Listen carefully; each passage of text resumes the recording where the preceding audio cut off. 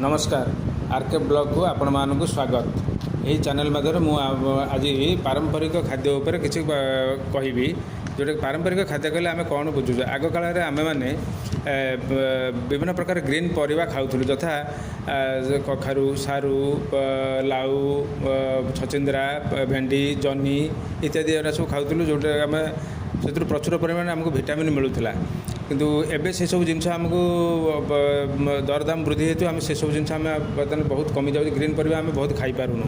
हाँ ता जगह आम कौन खाऊँ ना ए खाद्यपेय आसीगला आपंकर जंक फुड सब आसीगला फास्ट फुड आसीगला नूडल्स आसीगला पिज्जा बर्गर आसीगला ये सब जिन बर्तमान पे समस्ते खायापी बहुत पसंद करुँच किंतु से यही क्रम में मुझे आपण मानक छड़ा आम शाग भी समस्ते खाऊँ एवं भी शाग प्राय आम खाई पारूनु।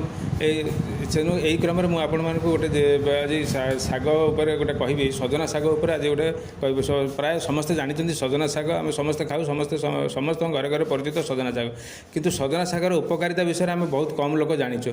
सजना शागर आम कौन खाद्य सार मिले से कथा प्राय अधिकांश लोक हुए तो आम जान थे। तेणु से विषय आज आम आलोचना करवा जे सजना शाग खाइले आम कौन आमको खाद्य सार मिले।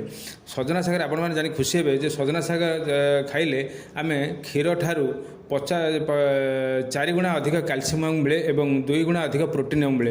आम जो क्षीर खाऊे क्षीर ठारू 4 गुणा अधिक प्रोटीन मिले और 2 गुणा अधिक 4 गुणा अधिक कैल्शियम मिले और 2 गुणा अधिक प्रोटीन मिले। ता छड़ा गाजर गाजर जो आम खाऊे गाजर ठारू अधिक 4 गुणा अधिक विटामिन ए मिले। जो विटामिन एटा को आमर अनेक बॉडी पे आमर बहुत आवश्यकता अच्छी। तापर जो कदली आम खाऊे कंचा कदली हो पाचिला कदली हो कंचा कदली ठारू 50 गुणा अधिक विटामिन B2 आमको मिले और 3 गुणा अधिक फस्फरस एथर मिले। ता छड़ा चिनाबादाम जो आम खाऊे चिनाबादाम ठारू 50 गुण अधिक विटामिन B3 आमर सजना सागर अच्छी। ये बहुत कम लोक जानते ये जिनटा बहुत कम लोक जानते सेमती सहीपरि कमला लेंबू ठारू 7 गुणा अधिक विटामिन C अच्छी जहाँ आमर आंटी जहाँ आमर इम्यूनिटी सिस्टम बढ़ाए। आप जानते हैं इम्यूनिटी सिस्टम जार जिते अधिका तार बॉडी से निरोगी थाए और से बॉडी से सुस्थ थाए। इम्यूनिटी सिस्टम बढ़िले से रोग प्रतिरोधक शक्ति बढ़े। रोग प्रतिरोधक बढ़िले आमको रोग हबार चांस बहुत कम। हाँ सेपरी आंटी ऑक्सीडेंट थाए जो आंटी ऑक्सीडेंट की फ्री रेडिकल्स को दूर करता। फ्री रेडिकल्स दूर कले आमर इम्यूनिटी सिस्टम बढ़े। बॉडी जिते फ्री रेडिकल्स दूर हम से आंटी ऑक्सीडेंट जो इम्यूनिटी सिस्टम डेभलप हम। ता छड़ा आलमंड पिस्ता बादाम एथर 2 गुणा अधिक विटामिन ई अच्छी। विटामिन ई उपकारिता हूँ से हिमोग्लोबिन रक्त में हिमोग्लोबिन परिमाण को बहुत बढ़ाई दिए। हिमोग्लोबिन परिमाण जब बढ़ला ताहले आमर देह में रक्तहीनता रोग देखा ना। रक्तहीनता जोगा हार्ट मांसपेशी दुर्बल हम ना ये सब जिन हम ना।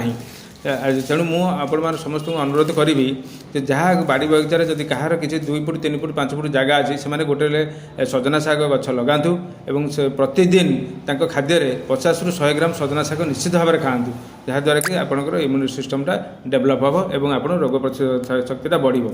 जदि आपण मानक मोर ये वीडियो भल लगी ताहले आपण माने ये वीडियोटी को लाइक करेंगे सब्सक्राइब करेंगे और कमेंट बॉक्स जाई आपन सुचिंतित मतामत जनाया भूलिए नहीं। नमस्कार।